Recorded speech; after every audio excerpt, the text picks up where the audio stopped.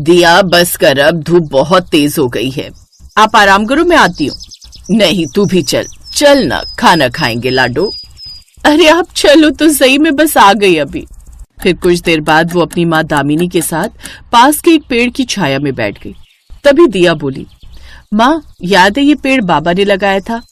हाँ, कैसे भूल सकती हूँ, दिन रात इसकी देखभाल किया करते थे। दिया के बाबा हरिप्रसाद की मौत कई साल पहले ही हो गई थी।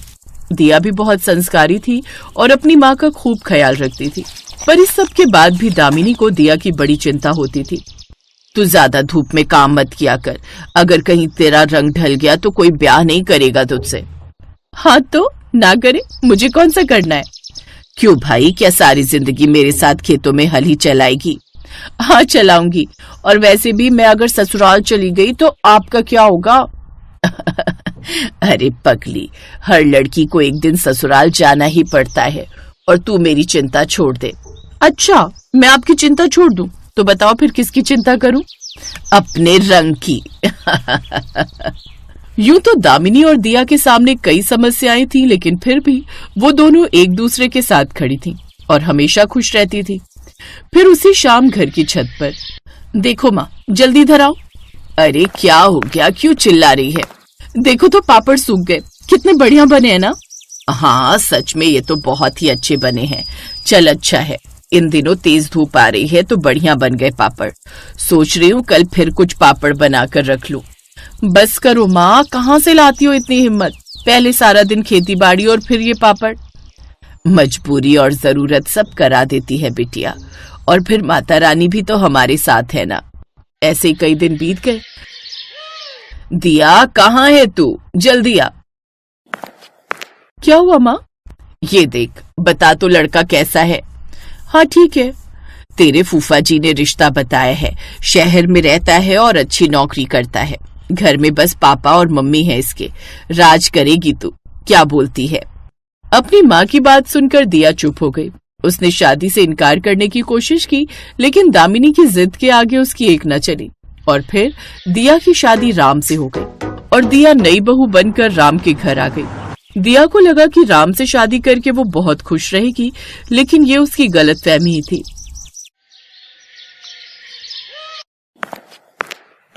माँ जी, वो सब्जियां खत्म हो गई हैं। अरे इतनी जल्दी कैसे खत्म हो गई? तुम्हें पता है ना कितनी महंगी आती हैं सब्जियां, थोड़ा हिसाब से चला करो भाई। जी माँ जी। दिया ने अपनी सास की हाँ में हाँ तो मिला दी थी, लेकिन उसे ये बात समझ नहीं आई कि वो कहाँ ज्यादा खर्च कर रही थी। उसके बाद हर गुजरते दिन के साथ उसके ससुराल वालों की असलियत उसके सामने आने लगी। सुनिए, वो घर में चीनी नहीं है, पापा जी को फीकी चाय अच्छी नहीं लगती, बताइए मैं क्या करूं? अरे 2-3 दिन की बात और है, तनख्वाह आ जाएगी तो ले आऊंगा चीनी भी, तब तक ऐसे ही काम चलाओ। दिया समझ चुकी थी कि उसका ससुराल वैसा नहीं था जैसा वो सोचती थी। दूसरी तरफ उसे अपनी माँ दामिनी की भी चिंता हो रही थी, तो इस बारे में उसने अपने ससुराल वालों से बात की। अभी रुक जाओ यार दिया, इस महीने वैसे इतना खर्चा हो गया है। हाँ दिया, राम सही कह रहा है, अब तुम्हारी माँ को तो अकेले ही रहना है, ऐसे बार बार जाओगी तो वो तुम्हारे बिना रहने की आदत कैसे डाल पाएंगी, बताओ जरा। बार बार कहाँ पापा जी? बेटा एक बार कह दिया ना तो कह दिया, अगले महीने चली जाना, तुम्हें रोक थोड़ी ना रहे हम। दिया ने सब्र करके बड़ी मुश्किल से वो महीना निकाला और फिर एक दिन। दिया मैं एक बात सोच रहा था। हाँ बोलिए। यार तुम्हारी मम्मी अकेली रहती हैं, ना कोई साथ में है ना किसी का सहारा, तो तुम एक काम करो, उन्हें यहीं बुला लो हमारे पास, हमारे साथ रहेंगी तो खुश भी रहेंगी और तुम उनका ख्याल भी रख सकोगी अच्छे से। आप सच कह रहे? आपने तो मेरे मन की बात कह दी। हाँ ठीक ही तो है, जाओ अपनी माँ से कह दो कि वो अपने गांव की जमीन बेचकर यहाँ आ जाए, उन्हें यहाँ तुम्हारा साथ मिल जाएगा और राम उन पैसों से अपना काम शुरू कर लेगा। अब इस महंगाई में कब तक दूसरे की नौकरी करेगा वो। अब दिया को अपने ससुराल वालों की सारी चाल समझ आ गई थी कि उसके ससुराल वालों को उसकी माँ की नहीं बल्कि पैसों की चिंता थी। मुझे लगा था कि मेरे पति मेरे मन की बात समझते हैं, वो भी मेरी माँ की चिंता करते हैं, पर ऐसा तो कुछ भी नहीं है। अपनी किस्मत को कोसने के अलावा दिया अब और कुछ नहीं कर सकती थी। फिर एक दिन दिया को उसकी माँ के पड़ोसी का फोन आया, जिसने बताया कि दामिनी की तबीयत बहुत खराब है। ये सुनते ही दिया झट से अपने मायके पहुंची और दामिनी को शहर के एक अच्छे अस्पताल में लेकर आई। माँ, आप बिल्कुल फिक्र मत करो, मैं हूँ आपके साथ। अरे दिया, राम जी नहीं आए और समधी जी? आप उन्हें छोड़ो, आप बस आराम करो, देखना आप जल्दी ठीक हो जाओगी। दिया अस्पताल में अपनी माँ का ख्याल रखने लगी। 2 दिन बाद दामिनी को अस्पताल से छुट्टी तो मिल गई, लेकिन डॉक्टर ने दामिनी का अच्छे से ख्याल रखने को कहा था। तो दिया अपनी माँ को लेकर अपने ससुराल चली आई और फिर तो अब माँ जी को कहाँ रखोगी? गेस्ट रूम में रह लेंगी माँ। अरे पर कल तो घर में मेहमान आने वाले। एक काम करो, तुम उनका बिस्तर बरामदे में लगा दो। अपने ससुराल वालों की बात सुनकर दिया को बहुत बुरा लगा। इसी तरह कुछ दिन और बीत गए। दामिनी की हालत में सुधार दिखने लगा, लेकिन दिया के ससुराल वालों से ये सब बर्दाश्त नहीं हो रहा था। क्या करे, इस बुढ़िया को कैसे भगाएं घर से? मैं तो कहता हूँ दोनों को छोड़कर हम लोग वृंदावन चले जाते हैं घूमने, कम से कम 1 हफ्ते के लिए। हाँ, ये ठीक रहेगा। और राम सुन, मैं सारी रसोई खाली कर दूंगी और तू उसे पैसे भी मत देना। देखते बिना अनाज और सब्जियों के कितने दिन ये माँ बेटी रह पाती हैं यहाँ। दिया के ससुराल वालों ने ऐसा ही किया। अगले ही दिन वो सबके सब वृंदावन चले गए। घर में ना तो दालें थी और ना ही सब्जियां। अरे दिया, क्या बना रही है आज खाने में? वो मुझे दवा खानी थी तो। दामिनी की बात पूरी होने से पहले ही दिया की आंखों से आंसू गिरने लगे, जिन्हें छुपाते हुए वो रसोई में चली गई। कुछ देर सोचने के बाद उसने अपने बनाए हुए पापड़ बाहर निकाले और फिर कुछ ही मिनटों बाद, लो माँ, आज आपके लिए स्पेशल डिश, राजस्थानी पापड़ की सब्जी, खाकर बताओ कैसी बनी है। दामिनी दिया की मजबूरियां समझ गई थी। फिर उसने जैसे ही पहला निवाला खाया, वाह, ये तो कमाल की बनी है बेटा। इतनी अच्छी पापड़ की सब्जी तो मैं आज तक नहीं बना पाई। लेकिन दिया और दामिनी अच्छे से जानते थे कि आगे उन्हें क्या करना है और कैसे करना है।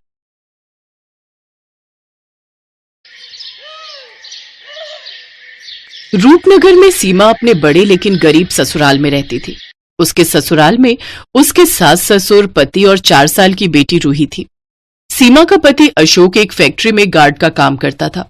एक रात काम पर जाते वक्त उसका एक्सीडेंट हुआ और उसके दोनों पैरों में गहरी चोट लग गई और कुछ महीने के लिए डॉक्टर ने उसे बेड रेस्ट के लिए बोल दिया था।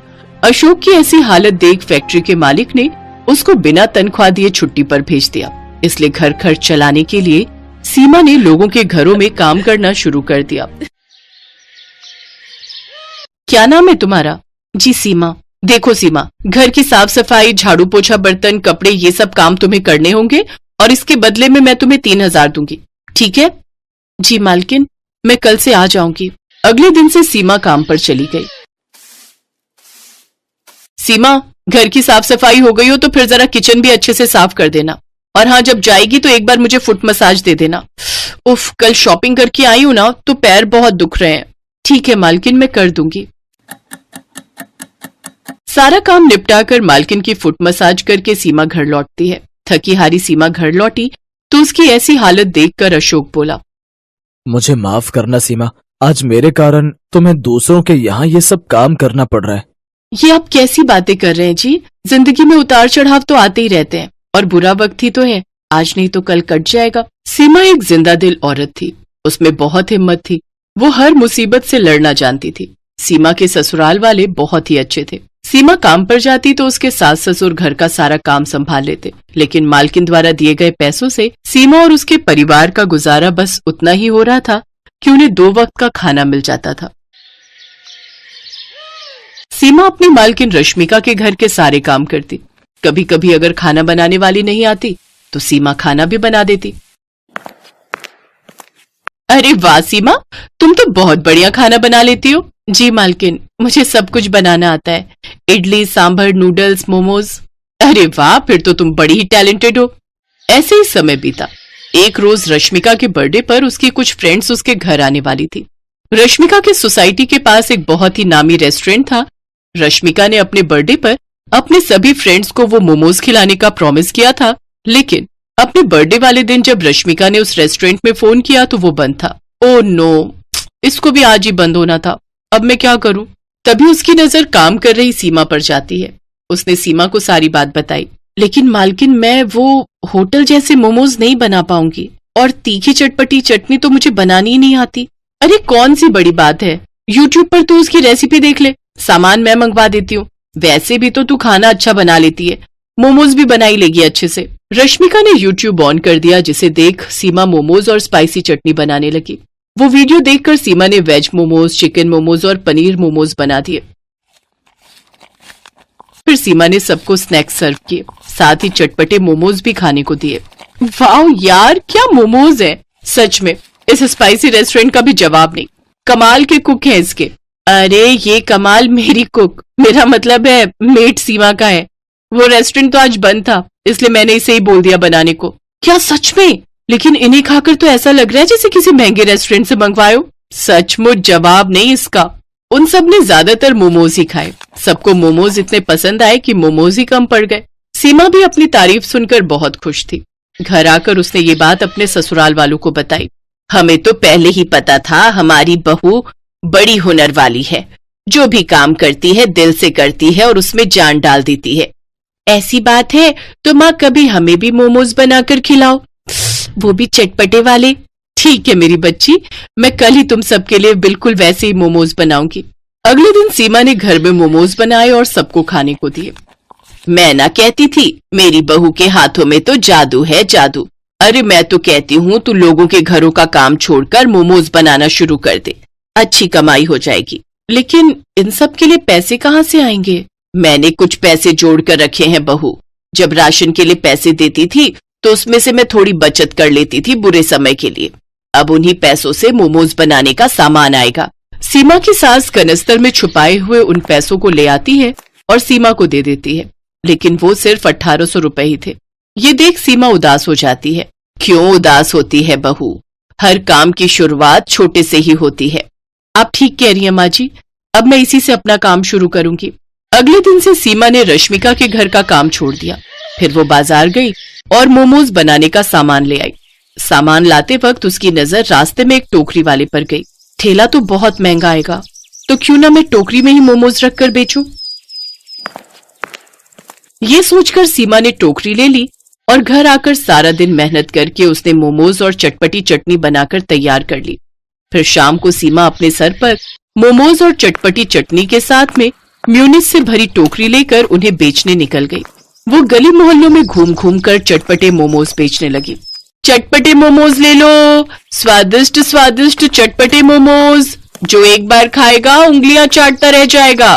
तभी एक औरत उसके पास आई। अच्छा अच्छा, ऐसी बात है, जरा लगा तो एक प्लेट, मैं अभी तो देखूं कितने चटपटे मोमोज हैं तेरे। वैसे कितने की है एक प्लेट? जी 30 रुपए। धीरे धीरे सीमा के पास और भी ग्राहकों की भीड़ लगनी शुरू हो गई। कुछ ही देर में सीमा की सारी टोकरी खाली हो गई। वो खुशी खुशी घर गई और सारी बात बताई। अगले दिन वो और भी ज्यादा मोमोज बनाने का सामान ले आई। आज ग्राहक बेसब्री से उसका इंतजार कर रहे थे।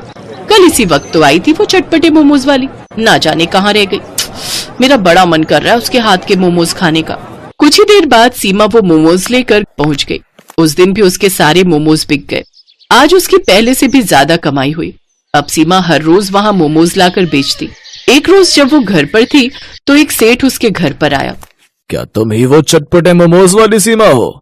जी मैं ही सीमा हूँ, कहिए क्या बात है? मैं स्पाइसी रेस्टोरेंट का मालिक हूँ। क्या तुम मुझे मोमोज खिलाओगी? बड़ी तारीफ सुनी है तुम्हारे मोमोज की। हाँ मालिक जरूर। सेठ ने जैसे ही वो मोमोज खाए उसके तो होश ही उड़ गए। वाह भाई वाह, मैंने आज से पहले इतने अच्छे मोमोज कभी नहीं खाए। मेरे रेस्टोरेंट में भी इतने अच्छे मोमोज नहीं मिलते। क्या तुम मेरे रेस्टोरेंट के लिए मोमोज बनाओगी? इसके बदले मैं तुम्हें हर महीने 35,000 रुपए दूंगा। सीमा झट से बोली, मुझे मंजूर है साहब। तो ठीक है, कल से ही तुम ये काम शुरू कर दो। और हाँ, तुम्हें आने की जरूरत नहीं है। मेरे आदमी तुम्हारे घर से खुद आकर मोमोज ले जाया करेंगे। सेठ वहां से चला गया। ये सब तुम्हारी मेहनत का कमाल है सीमा। हाँ बहू, और इस काम में हम सब भी तुम्हारी मदद करेंगे। अगले दिन से सीमा मोमोज बनाने लगी। होटल से कुछ आदमी उसके घर से चटपटे मोमोज ले जाते और उसे रेस्टोरेंट में बेच देते। अब अशोक भी पूरी तरह ठीक हो गया और वो भी सीमा की इस काम में मदद करने लगा। धीरे धीरे सीमा ने अच्छे खासे पैसे जोड़ लिए। इस काम से उसकी आमदनी और ज्यादा बढ़ गई। अब तो उसके पास ग्राहक और ज्यादा बढ़ गए। वो पूरे शहर में चटपटे मोमोज वाली के नाम से मशहूर हो गई। अब उसकी और उसके परिवार की गरीबी भी दूर हो गई।